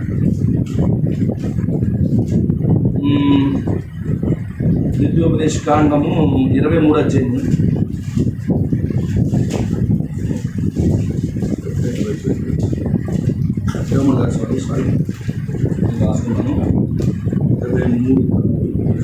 23:5. అయితే నీ దేవుడని యెహోవా బిలాము మాట విననొల్లకుండెను. బిలాము ఏం చేస్తున్నాడు? శపిద్దానికి వెళ్ళాడు. ఈ శాపము దేవుడే తింటున్నాడా? ఆమె నీ దేవుడైన యెహోవా నిన్ను ప్రేమించును కనుక నీ దేవుడైన యెహోవా నీ నిమిత్తము ఆ శాపమును ఆశీర్వాదముగా మార్చేశాడు. అందుకే నిన్ను ఎవరు శపించిన నువ్వేం బాధపడదు. అక్కడ కన్వర్ట్ చేసి కూడా ఒక ఆయన ఉన్నాడు, అవునా? ఆ యొక్క శాపాన్ని దీవెనగా మార్చి ఆ శాపాన్ని వెనక పంపించడం ఒక ఆయన ఉన్నాడు. వాళ్ళు ఏదో అన్నారని నువ్వేం చింతామక్కరు, ఏం బాధపడకూడదు, నువ్వేమీ చింతించిన అవసరం పనేమీ లేదు. ఇక్కడేం చేశాడు? బిలాము వెళ్ళి శపం తగిలాడు, ఆ మాటను లారికి తిప్పేశాడు. అప్పుడు ఆశీర్వాదంగా మారిపోయిందట. ఎందుకంటే నీ మీదకి ఏ అనుభవం పడినోడైనా, ఆయన పడినోడు ఏ శాపాన్ని పడినోడు నీ గుడారం గొప్పదని చెప్పొస్తాడండి. ఆమె నువ్వు చాలా మంచోడు అని చెప్పొస్తాడు తప్ప నువ్వు చెడ్డడు అని చెప్పలేడు. అందుకే నీ భాగ్యం గొప్పది. నీకు ఒక షీల్డ్ ఉంది, షీల్డ్ కవర్ ఉంది, ప్రొటెక్షన్, అవునా? టెంపర్ గ్లాస్ నీకు వేసేసాడు ఆల్రెడీ, అవునా? మరి నా కింద టెంపర్ గ్లాస్ వేసేసాడు. ఆ టెంపర్ గ్లాస్ ఉన్నది కిందడి పోనే పగిలిపోతాం కదా. కొత్తగా వచ్చే ఫోన్ కిందడి పోనే పగిలిపోతాడు. ఇప్పుడు దేవుడి పిల్లలు పడిపోతున్నా మురికి అంటుకోకుండా ఉంది. ఒకవేళ ఫోన్ కింద పోయింది అనుకో, పడిపోయిందా ఏం చింతపాటు, ఈ టెంపర్ గ్లాస్ తీసుకో టెంపర్ వేస్తాడు అంత అయిటేస్తారు కదా, ఇలా సింపుల్ అయిపోతుంది. దేవుడికి మహిమ కలుగుతుంది కదా. ఇప్పుడు యేసు దేవుడు అట మనకు ప్రొటెక్షన్ అట. వధువుకు ప్రొటెక్షన్ ఎవరు? ఎప్పుడు మన భద్రత బయలుపరచబడింది? గ్రంథం దిగి వచ్చినప్పుడు. అందుకే ప్రవక్త అంటాడు సీల్ ఈజ్ ద సెక్యూరిటీ అన్నాడు. అంటే ముద్ర అంటే ఏంటి? భద్రత. ఇప్పుడు యెహోవాయే మన భద్రత. ఈ రోజు 7 ముద్రల గ్రంథమే మన భద్రత. ఉందా మీకు భద్రత? గ్రంథం యొక్క భద్రత మీ దగ్గర ఉందా? దేవుడికి మహిమ కలుగును కాక. సెక్యూరిటీ ఉందా? లోపల బయట, ఇంటి బయట సెక్యూరిటీ గార్డు ఉండి లోపల హ్యాపీగా పడుకుంటాడు. మనం లేకపోతే ఎవడు వచ్చేస్తున్నాడు, ఎవడు దూకేస్తున్నాడు భయం. ఈరోజు మన జీవితానికి భయం ఏమీ లేదు. సీల్ అనే సెక్యూరిటీ వేసేసాడు. శత్రువు లోపలికి రాలేడు. మన దేవుడు ప్రవక్త అన్నాడు లోపలికి మాత్రం రాలేడు. లోపలికి వచ్చాడంటే మిత్రుడిగా మారిపోతాడు. ఎందుకంటే అక్కడ ఒక బార్డర్ ఉంది. దేవుడు శత్రువుని సైతం మిత్రుడిగా మార్చి నీ అద్దకు తీసుకొస్తానని చెప్పి. అంటే ఎంత గొప్ప భాగ్యం నీకు ఇచ్చాడు చూడండి. నీ ఎంత గొప్ప భాగ్యం. ఎవరికి ఇస్తాడు? షీల్డ్. ఏం చేశాడు ఆయన? పూర్తి ప్రొటెక్షన్ ఇచ్చేసాడు. ఈరోజు నువ్వు ప్రొటెక్షన్లో ఉన్న దాని అయిపోయావు. ఈరోజు మనం అందరం ప్రొటెక్షన్లో ఉన్నాం. వధువు ఈరోజు ఇజ్రాయేల్ ప్రజలు ప్రొటెక్షన్లో లేరా? ఉన్నారా? వాడిని కాపాడేది ఐరన్ డోమ్, ఐరన్ భీము కాదండి. ఆ భీము డోములు కూడా పోతున్నాయి. వాడిని కాపాడేది ఎవరు? ప్రభువు యేసు. ఎవరో టచ్ చేయలేడు. ఆమె ఎవరో టచ్ చేయలేదు. కానీ గమనించండి, ఈరోజు నిజంగా గమనించండి, నిన్నైతే ఎవరో టచ్ చేయలేదు. వాళ్ళకి చిన్న చిన్న డ్యామేజ్ అవుతుంది, నీకు డ్యామేజ్ లేదు. ఏం చేస్తున్నారు? ప్రొటెక్షన్. అంత మాత్రమే కాదు, నీకు ఔన్నత్యం కలిగించు ఖడ్గం అన్నాడు. ఏమన్నాడు? ఆయన ప్రొటెక్షన్ ఇస్తున్నాడు, నువ్వు తిరిగి దాడి చేసే ఖడ్గం కూడా ఇస్తున్నాడు. గమనించండి, శత్రువు నీ మీదకి బాంబు వేయడానికో దాన్ని అడ్డుకునే కేడెం నుంచుతున్నాడు. నువ్వు తిరిగి దాడి చేయడానికి ఏం చేస్తాడు? నీకు ఖడ్గం ఇస్తున్నాడు. అది ఉన్నతమైన ఖడ్గం అంట. ఈ రోజు నిజంగా గమనించండి, ఎఫెసీ పత్రిక మీద చదవండి, అందులో ఉంటాయి దేవుడు ఇచ్చే సర్వాంగ కవచాన్ని మీరు ధరించుకోండి అని చెప్పాడు. ఇప్పుడు ఆ షీల్డ్ ఎలా పెట్టుకుంటారు? ఎవడన్నా ఆ కేట బాణాలు వేసినా ఇలాగేసినా పట్టుకుంటారు. అదే సమయంలో ఎదుటి వ్యక్తిని ఎలా పట్టుకుని దాడి చేయడానికి కూడా ఖడ్గం ఇస్తాడు. ఇప్పుడు ఇశ్రాయేలు ప్రజలకి భౌతికంగా మనం చూస్తే ఆ యొక్క బాంబులో పట్టుకోవడానికి ఐరన్ భీమ్, ఐరన్ డోమ్ ఉంది. అదే సమయంలో వీళ్ళు మరలా శత్రువు మీద బాంబులు వేయడానికి వీళ్ళ దగ్గర సామగ్రి ఉంది. ఇది స్పిరిచువల్ గా కన్వర్ట్ చేస్తే శత్రువుల మీద అగ్ని బాణాలు అడ్డుకోవడానికి నీకు భద్రత ఇచ్చాడు. అదే సమయంలో వాడి తల నరకడానికి నీకు గొప్ప ఔన్నత్యం కలిగిన ఖడ్గం కూడా ఇచ్చాడు. ఇచ్చాడా ఖడ్గం? ఔన్నత్యం కలిగిన ఖడ్గం అంటే దాని రాజ ఖడ్గం అన్న. ఔన్నత్యం అంటే తెలుసా? ఔన్నత్యం కలిగిన ఖడ్గం అంటే తెలుసా? ఉన్నతమైన ఖడ్గం. ఈరోజు ఉన్నతమైన ఖడ్గం ఎవరు? రాజుది. ఇప్పుడు వధువుకి ఎవరు ఖడ్గం ఇచ్చాడు? రాజు ఖడ్గం ఇచ్చాడు. వచ్చిందా ప్రవక్త చేతిలోకి? వచ్చిందా? అది ప్రవక్తకు ఒక్కడికి అనుకుంటున్నారా? ఈరోజు నీకు వచ్చింది, నాకు వచ్చింది, మన అందరికీ అదే ఖడ్గం. అవునా? ఎవరు నరకడానికి? అది శత్రువుని ఎదుర్కోవడానికి ఖడ్గం ఇచ్చాడు. ఆమె అందుకే మూడో ప్రపంచ యుద్ధం ఎలా జరుగుతుందో తెలుసా? వీళ్ళు అనుకుంటున్నారు అనుభవాలు వేసేస్తారు అనుకుంటున్నారు. సింపుల్. వాళ్ళు ఏం చేస్తారంటే మూడో ప్రపంచ యుద్ధంలో ఒక బాంబు ఉడుకుతారంట. అనుభవం అంటదంటే వద్దు, please wait, please wait, please wait. ఇలా చేతులు శుభ్రం కడుక్కుని 2 ఇడ్లీ తినేసి అలా ఏది పడిగా రాదు. ఎక్కడి నుంచి వచ్చావమ్మంట? పలానా చోట మాస్కో నుంచి వచ్చాను. రష్యా మాస్కో కదా, మాస్కో సెంటర్ నుంచి వచ్చాను. సరే డైరెక్ట్గా ఎక్కడి నుంచి వచ్చాక వెళ్ళిపోమంటున్నాను చదువు. అవునా? ఎలా చెప్తుంది? ఆ అనుభవం వస్తుంది. ఈమెకు షీల్డ్ ఉంది అంటే భద్రత ఉంది, దాన్ని ఆపుతుంది, పడకుండా ఆపుతుంది. మళ్ళీ ఈమెలో ఖడ్గం ఉంది. ఏంటి ఆ ఖడ్గం? పలకబడిన మాటనే ఖడ్గం ఉంది. ఇప్పుడు ఈ ఔన్నత్యం గల ఖడ్గముతో నువ్వు ఎక్కడి నుంచి వచ్చావు? మాస్కో నుంచి వచ్చావు. మాస్కోలో పడి అంటున్నాను. ఓకే సార్, అది మాస్కోకి వెళ్ళి ఇది ఎంతసేపులో పెట్టాడు అంతసేపు లాగా పడిపోతాడు. మూడో ప్రపంచ యుద్ధం జరిగే విధానం అది. అవునా? చెప్పండి ఎవరికైనా యూట్యూబర్ అని చెప్పండి. వర్తమానం చదివిన యూట్యూబర్లు ఉంటారు కొంతమంది. వాడికి మూడో ప్రపంచ యుద్ధం జరిగే విధానం ఇదే. ఇజ్రాయేల్ ప్రజల మీద వాళ్ళు యుద్ధం చేయడానికి వస్తున్నారు. వస్తున్నప్పుడు అమెరికా సపోర్ట్ ఉండదు. అప్పటికి అమెరికా తట్టపుట్ట సర్దిస్తుంది. అవునా? కానీ వధువు రంగం మీద ఉంటుంది. ఎందుకంటే వధువు భాగ్యం గొప్పది. వధువు ఆ యొక్క అనుభవం నాపుతుంది. పలకబడిన మాట ఉపయోగించి ఆ యొక్క అనుభవం తిరిగి వాళ్ళ ప్లేస్ లోకి పడేస్తారు. అందుకే ఈ రోజు మనకి దేవుడు ఆ యొక్క ఖడ్గాన్ని ఇచ్చాడు. మూడో ఈడ్పు ఖడ్గాన్ని ఇచ్చాడు. మూడింపు ఖడ్గం అంటే ఏంటి? పలకబడిన మాట, స్పోకెన్ వర్డ్. ఇప్పుడు ఎవరికి ఇస్తున్నాడు ఖడ్గం? భాగ్యవంతుడికి ఇస్తున్నాడు. మాట ద్వారా అన్ని జరిగిపోతున్నాడు. భాగ్యవంతుడు కదా. లోపల అనుకుంటారు అది భాగ్యం ఎలా ఉందా? కారు తోలు కూడా ఒకడరా, సూర్యస్ కూడా ఒకడానికి, పోగొట్టింది ఒకరు, వాకలు చూసేవాడు ఒకడు, తోటంతా చూసుకుని ఒకడు, అడుగుడు ఎంత భాగ్యం పొందుకున్నాడు రా బాబు, ఎంత భాగ్యవంతులు కూడా అనుకుంటాడు. అవునా? మరి నువ్వు పలకబడిన మాట నువ్వు వాడితే నువ్వెంత భాగ్యవంతురాలు చెప్పు? నువ్వెంత భాగ్యవంతుడు చెప్పు? ఎందుకు భాగ్యవంతుడు అయ్యాను? పలకబడిన మాటన దేవుడు నీకు ఇచ్చినందుకు భాగ్యవంతుడు అయిపోయాడు. ఈరోజు ఆ ఖడ్గం పొందుకున్నవాడు చాలా భాగ్యవంతుడు. ఆమేన్ అంటారా? Thought full is the seventh seal అన్నాడు. 7వ ముద్రను పొందుకున్నవాడు భాగ్యవంతుడు. అవునా? 7వ ముద్ర పొందుకున్న వధువు భాగ్యవంతులు. ఆమేన్. 7 ముద్ర అందరి కొరకు కాదే. 7 ముద్రలో నీ పేరు రాయబడిన వాడు భాగ్యవంతులు. ఆ విమోచన గ్రంథములో పేరు రాయబడిన వారు భాగ్యవంతులు. ఆమేన్. వాళ్ళ దగ్గర ఏముంది? కేడము ఉన్నది, ఖడ్గము కూడా ఉన్నది. అండ్ నెక్స్ట్, నీ శత్రువులు నీకు లోబడినట్లుగా వారు వేషం వేదురు. నీ దగ్గరికి నీ శత్రువులు తెలివిగా వస్తారని పడేయడానికి. ఏ విధంగానే? యెహోషువని మోసం చేయడానికి వచ్చిన గిబియోనీలు వాళ్ళు వస్తారు. అవునా? ఇజ్రాయేల్ ప్రజల దగ్గరికి గిబియోనీలు వేషము ధరించుకుని, చదువుకుంటే యెహోషువ గ్రంథం 10వ అధ్యాయంలో వేషము ధరించుకుని ఎక్కడికి వస్తున్నారు?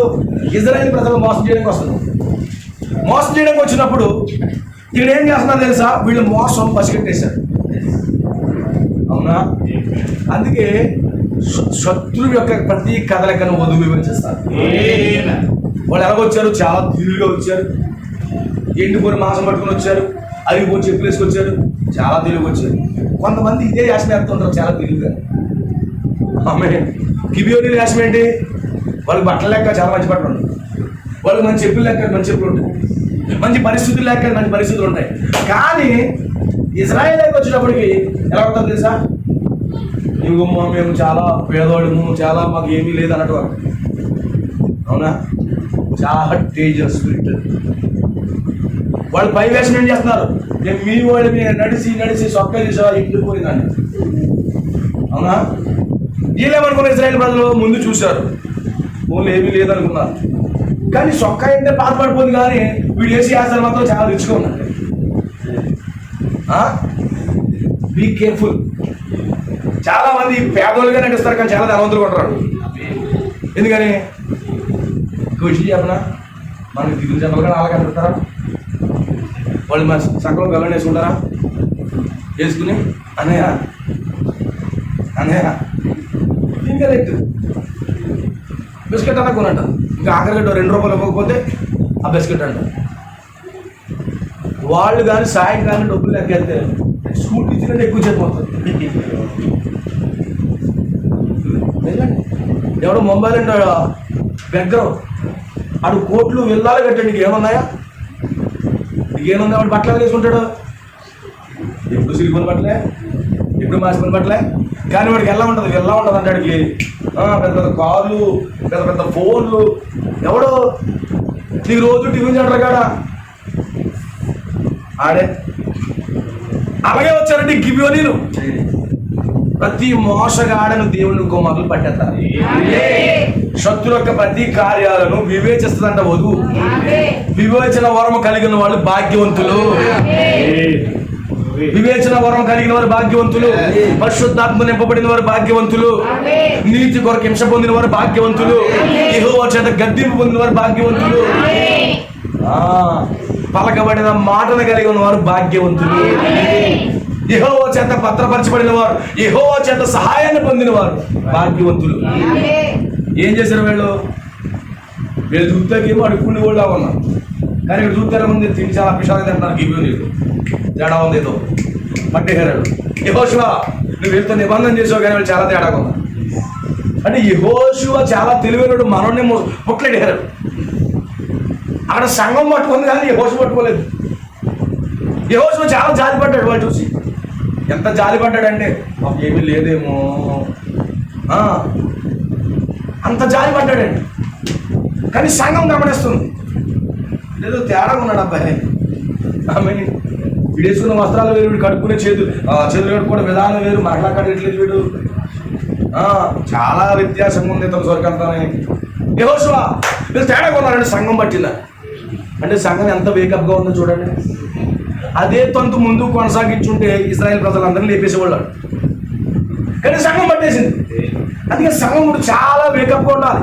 సంఘానికి వివేచన వరం అవసరం. అందుకే ప్రవక్త అంటాడు కొన్నిసార్లు పాస్టర్ చెత్త కావాలనే దేవుడు తప్పు చెప్పిస్తాడు.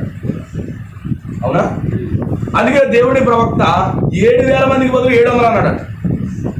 ఆ నెక్స్ట్ మీటింగ్లో నేను 700 అన్నాను, 7,000 మంది అని తర్వాత చెప్తాడు. కానీ సంఘం పట్టుకోవాలంటే దాన్ని సంఘం వేకప్లో ఉందో లేదో దేవుడి సేవకుని గమనిస్తాడు. ప్రవక్త అదే మాట్లాడుతున్నాడు. ఆమె ఇప్పుడు సంఘం ఎంత వేకప్గా ఉండాలో తెలుసా? దేవుడికి స్తోత్రం కలుగునుగా. చాలా చాలా వేకపుగా ఉండాలి. ప్రసంగిస్తున్న ప్రసంగికుని వివేచించగలగాలి. మరి ఆది అపోస్తుల సంఘం అంటే ఏంటి? బోధ వివేచించాలిగా, బోధ వివేచించాలి, మనిషిని కూడా వివేచించాలిగా. సంఘం రేజప్పవాలా? యెహోషువ పరిచర్యలో సంఘం వివేచన వలన కలిగి ఉన్నారు. ఇది యెహోషువ మినిస్ట్రీనా? ఇక్కడ గిబియోనీలు వచ్చింది యెహోషువ మినిస్ట్రీలోనేనా? సంఘం వివేచన వలన కలిగి ఉందా? కలిగి ఉంది. పట్టేసేవాడు యెహోషువ దేవుడు మరుగు చేశాడు, కానీ వాళ్ళు పట్టుకులా చేశాడు. ఎందుకంటే ఇశ్రాయేలు ప్రజలు బేకప్ గా ఉన్నారు. ఆమె అప్పుడు ఏం చేశాడు? వీళ్ళని నిబంధన చేసాం, వీళ్ళని ఎల్లగొట్టాలని చంపరండి. అయితే ఇప్పుడు ఏం చేయాలి? వీళ్ళని కాళ్ళు కింద పెట్టుకోవాలి. ఆమె ఇక్కడ అదే చేస్తున్నాడు. నీవు వారి ఉన్నత స్థలములను తొక్కుతావు. అవునా? వాళ్ళు బానిసలుగా దేవుడు పోలు మార్చేశారు. ఆమె ఎంత గొప్ప ధన్యులు వీళ్ళు. ఇశ్రాయేలు నీ భాగ్యం ఎంత గొప్పదయ్యా, ఎంత భాగ్యం ఉన్నది అతనికి. నీకు భాగ్యం ఉందా? ఉందా నీకు? ఈ గడియ వాక్యం నీకు బయలుపరచబడమే నీ భాగ్యం. ఈ రాత్రి కూటంలో కూర్చోడమే నువ్వు భాగ్యవంతుడు, భాగ్యవంతుడు. నీకు ఖడ్గం ఉంది, నువ్వు భాగ్యవంతురాలు. నీకు కేడ ఉంది, నువ్వు భాగ్యవంతురాలు. నాకేముంది, అకౌంట్లో డబ్బులు లేవు, డబ్బులు బట్టి ఎవరో సెక్యూరిటీ లేదు. అవునే, డబ్బులు బట్టి సంతోషం వస్తుందా? లేదు. అలాగైతే మనకంటే చాలా డబ్బున్న వాళ్ళు ఉన్నారు, లేరంట డబ్బున్న వాళ్ళు. ఆమె దేవుడికి మహిమ కలుగును కాదు. ఇశ్రాయేలు నీ భాగ్యం ఎంత గొప్పది. ఈ రోజు వధువా, నీ భాగ్యం కూడా చాలా గొప్పది. ఇశ్రాయేలు కంటే నీ భాగ్యమే గొప్పది. ఇంకా లోతుగా చెప్పాలంటే ఇశ్రాయేలు కంటే నువ్వే గొప్ప. ఎందుకంటే నీ కొరకు బలిష్ఠుడైన దూతకి వచ్చేసి. ఇంకో విషయం చెప్పనా? ఇశ్రాయేలు ప్రజలు అవుటర్ కోర్టులో గాడ్స్ వల్ల పని చేస్తారు, కానీ వధువు అయితే సింహాసనం మీద. ఎంత భాగ్యవంతులు వధువు. దేవుడికి స్తోత్రం కలుగును గాక. ఈ రోజు వధువు ఎంత భాగ్యవంతురాలు. వధువుకు దేవుడు చాలా గొప్ప స్థానాన్ని ఇచ్చేసాడు. ఈ రోజు మనం చాలా భాగ్యవంతులు. నువ్వేం బాధపడక్కర్లేదు. నువ్వు నీకు వాక్యం బయలుపరచబడమే నువ్వు చాలా భాగ్యవంతులు. ఆమె హల్లెలూయా. దేవుడికి మహిమ కలుగును గాక. ఎంతమందికి అర్థమవుతుంది? ఈరోజు ఈ యొక్క మోషే వెళ్ళిపోయే ముందు ఈ సత్యాన్ని రివీల్ చేశాడు. వాళ్ళు మీరు చాలా భాగ్యవంతులయ్యా ఇశ్రాయేలు ప్రజలు అని మోషే చెప్పి వెళ్ళిపోయాడు. మన దేవుని ప్రవక్త ఆయన చనిపోయే ముందు కూడా ఆయన గ్రంథాన్ని తెరిచి గ్రంథములో ముద్రింపబడిన వారు ధన్యులని చెప్పారు. ధన్యులేనా? గొర్రె పిల్ల జీవ గ్రంథంలో ఎవరి పేరైతే రాయబడిందో వారు ధన్యులని రాయము. అవునా? గొర్రె పిల్ల వివాహోత్సవం ఎందుకు పిలవబడినవారు? ఎందుకు వెళ్తున్నావా? నువ్వు ధన్యుడాలు. నీ పేరు గొర్రెపిల్ల జీవ గ్రంథంలో రాయబడిందా? నువ్వు ధన్యుడు, ధన్యుడు. ఈ గడి కొత్త మనకి బయలుపరచబడిందా? నువ్వు ధన్యుడు. పరిశుద్ధాత్మను పొందుకున్నవా? నువ్వు ధన్యుడు. ఇది చూడవలసిన ఆత్మీయ దృష్టి. అందుకే ప్రవక్త గ్రంథాన్ని తెరిచేశాడు. అందుకే ప్రవక్త అంటాడు సీల్స్ లో 2వ ముద్ర 3వ ముద్ర, రైట్? ఆ ముద్రలో చాలా మంది ఇశ్రాయేలు ప్రజలు శ్రమించాడు. ఆ యొక్క సంఘము చాలా మంది చచ్చిపోయారట. భౌతికంగా చాలా మంది చంపబడ్డారు. కానీ ప్రవక్త అన్నాడు, భౌతికంగా చంపబడిన వారు చాలా భాగ్యవంతులు, కానీ ఆత్మీయంగా చంపబడిన వారు దౌర్భాగ్యులు. ఎందుకంటే వారు భౌతికంగా చంపబడ్డారు, కానీ వారు చాలా భాగ్యవంతులు. వర్తమానం కొరకు నీతి నిమిత్తం హింసపడ్డారు, చంపబడ్డారు, వాళ్ళు ధన్యులు. కానీ నీతి నిమిత్తం చావకుండా వాక్య విషయంలో రాజీ పడినవాడు దౌర్భాగ్యుడై ఉన్నాడు. అందుకే చూడండి, లవోదికే కాలం ఎలాంటిదంట? దౌర్భాగ్యులు. అవునా? నువ్వు భాగ్యవంతులు, వాళ్ళు దౌర్భాగ్యులు. వాళ్ళు ఏమనుకున్నారు? మేము భాగ్యవంతులు అనుకున్నారు వాళ్ళు, కానీ దేవుడు ఏమన్నాడు? నువ్వు దౌర్భాగ్యులు. నువ్వేమనుకున్నావు? నేను దౌర్భాగ్యుడు నువ్వు అనుకుంటున్నావు, కానీ నిన్నేమన్నాడు తెలుసా? నువ్వు భాగ్యవంతులు. ఎంత తేడా ఉందో చూడండి. నువ్వు భాగ్యవంతుడివేనా? చెవుకోవడం నువ్వు భాగ్యవంతుడివేనా? ఉన్నాడా? వంశీ నువ్వు భాగ్యవంతుడివేనా? అబ్బాయా స్తోత్రం. అమ్మ క్రిస్టి నువ్వు భాగ్యవంతురావేనా? భాగ్యవంతురాలు కదా? ఆమేన్. ఓకే, దేవుడికి స్తోత్రం. ఈరోజు నేను భాగ్యవంతుడు. మనకేమవుతుందంటే మాకు దౌర్భాగ్యులు ఎవరు లేరు రా అని పెద్ద తొక్కు వచ్చిన. నో నో నో నో కానీ దేవుడు మనల్ని అన్నాడు మీరు భాగ్యవంతున్నారు. ఏంటి? డబ్బు లేకపోతే దౌర్భాగ్యులు అయిపోతున్నాడా? పాపం చేసినోడు దౌర్భాగ్యుడు, వాక్యాన్ని తృణీకరించినోడు దౌర్భాగ్యుడు, గడియ వర్తమానికుడు వస్తే అది లెక్క చేయనోడు దౌర్భాగ్యుడు, వర్తమానం రివీల్ అయినా దాన్ని పట్టించుకోడు దౌర్భాగ్యుడు. ఈ వాక్యాన్ని వర్తమానికుని, దేవుని ప్రవక్తని, దేవుని యొక్క ప్రవక్తని వర్తమానం చేయగలిగిన నువ్వెందుకు దౌర్భాగ్యుడు? నువ్వు భాగ్యవంతుడు అయి ఉన్నావు. ప్రభు మిమ్మల్ని దీవించును గాక. God bless you all. ప్రార్థన చేసుకుందాం. మోకరించండి. థ్యాంక్ యూ జీసస్, నీకు స్తోత్రములు తండ్రి. ఎంత గొప్ప భాగ్యాన్ని మాకు ఇచ్చావు ప్రభు, సంతోషించండి, ఆనందించండి. థ్యాంక్ యూ ఫాదర్, నీకు వందనాలు ప్రభు. ఈరోజు మనం చాలా చాలా భాగ్యవంతులమై ఉన్నాం. ఈరోజు భూమి మీద భాగ్యవంతులైన ప్రజలు ఎవరైనా ఉన్నారంటే అది మనమై ఉన్నాం. ఎందుకు తెలుసా? మన యొద్దకే గడి వాక్యం వచ్చింది, మన యొద్దకే 7 ముద్రలు వచ్చాయి, మన యొద్దకే రాజకట్నం వచ్చింది, మన యొద్దకే 3 పరిచయం వచ్చింది, మన యొద్దకే కొత్త జన్మ విధానం మన యొద్దకు వచ్చింది, మన యొద్దకే 12 వర్తమానాలు వచ్చాయి, మన యొద్దకే పరిశుద్ధ గ్రంథం అంతా వచ్చింది, ప్రత్యక్షంత మన యొద్దకు వచ్చింది. ఈరోజు ఎంత గొప్ప ధన్యులము భాగ్యవంతులమై ఉన్నాం సోదరుడా. ఓ వధువా, 7వ ముద్రను అంగీకరించిన వధువా, బలిష్ఠుని దూతను చూసిన వధువా, నువ్వు భాగ్యవంతురాలు అయి ఉన్నావు. ఓ శత్రువు, నువ్వు దౌర్భాగ్యం చెప్తే నమ్మకో, నువ్వు చాలా ధన్యుడు. ఓ దేవుడు నీకు ఎంతో కృపనిచ్చాడు. ఓ శత్రువు మాటలు వెనక నీకు డబ్బు లేదని అంటాడు, లేదా నీ సంపాదన లేదంటాడు, నీకు వర్తమానం ఉందయ్యా. వాక్యమే నేను భాగ్యవంతుడిగా మార్చింది. ఓ అగ్ని స్తంభం నీకు ఉంది, మేఘ స్తంభం ఉంది, గడియ 7 ముద్రల ప్రత్యక్షత ఉంది, 7 సంఘకాల వివరణకు ఉంది, దాని 70 వారాలకు ఉంది. అయ్యా ఇదైనా సమయం వర్తమానం ఉంది దగ్గర. ఇంత గొప్ప వాక్యం నీ వద్ద వచ్చుంటే నువ్వు ఎంత భాగ్యవంతుడివో తెలుసా, నీవు ఎంత గొప్పవాడవో తెలుసా. నీవు చాలా ఉన్నతమైన వాడు సిస్టర్, నువ్వు చాలా ఉన్నతమైన దాడు. నువ్వు దేని బట్టి కృంగిపోవద్దు, దేని బట్టి చింతపడవద్దు.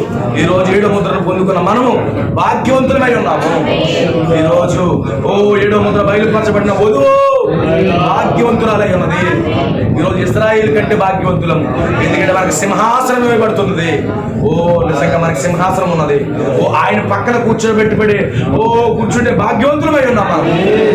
ఇంత గొప్ప వాక్యాన్ని మనకి ఇస్తే నువ్వేమాత్రం చింతపడద్దు, దేనికి తొక్కపడద్దు, వాక్యంతో స్టేబుల్ గా నిలబడు. ప్రభు నిన్ను దీవించును గాక. నీకు భద్రత ఉన్నది, నీకు కీడం ఉన్నది, ఖడ్గం ఉన్నది, నీకు అనేక గొప్ప కార్యాలు నీకు ఉన్నాయి.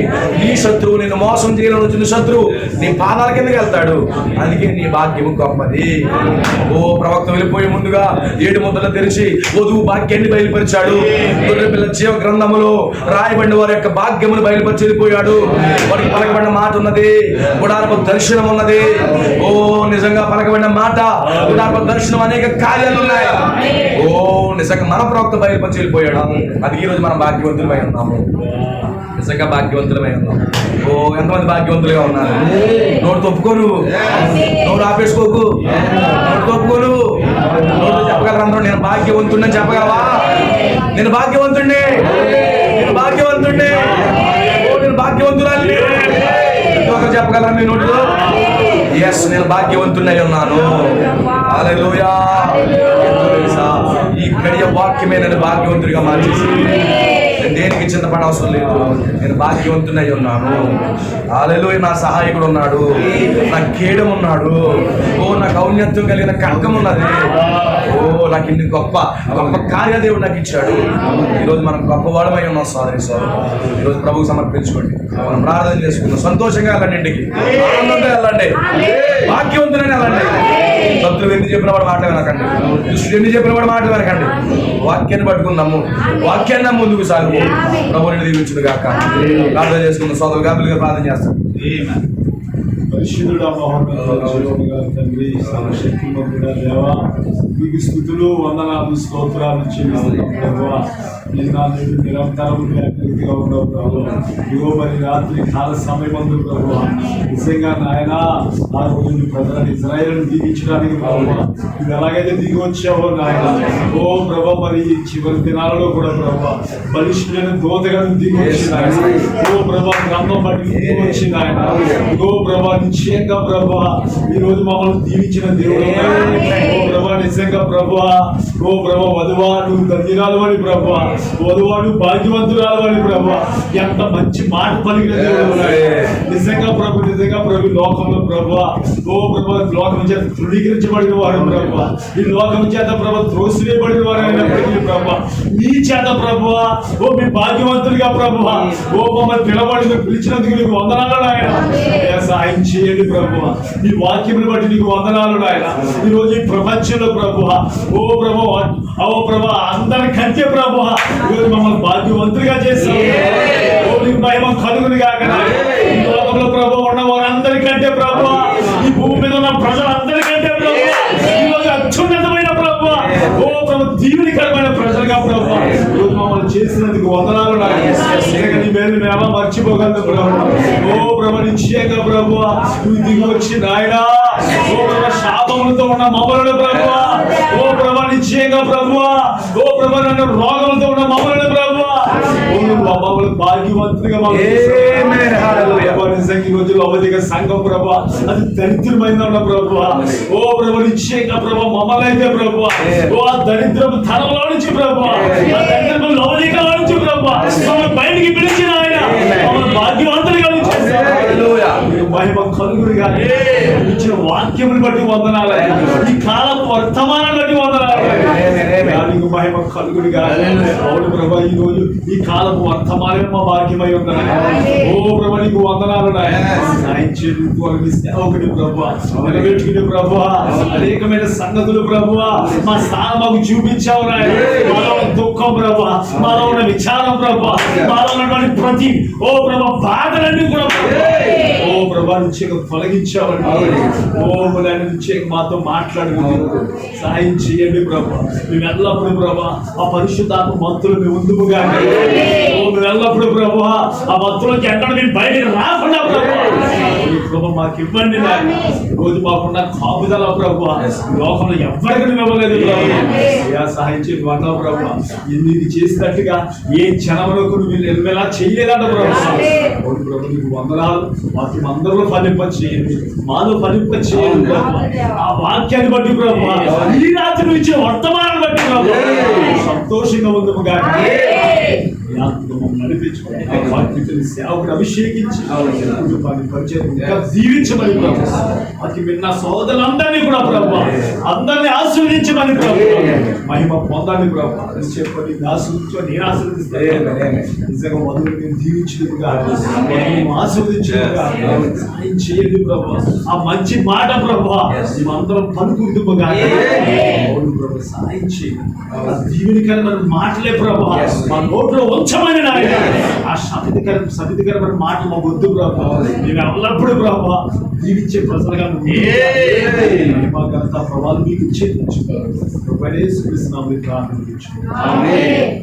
మన ప్రభు యేసుక్రీస్తు అద్భుతమైన కృప రాత్రి కూడికి ఏర్పాటు చేసిన కుటుంబాన్ని ఇప్పుడున్న సకల పరిశుద్ధులు విశ్వాసంలో సకల పరిశుద్ధులు ఆయన కృప సదా తోడు వాళ్ళ ర్యాప్చర్లో దేవుడు నడిపించుగా. God bless you all. God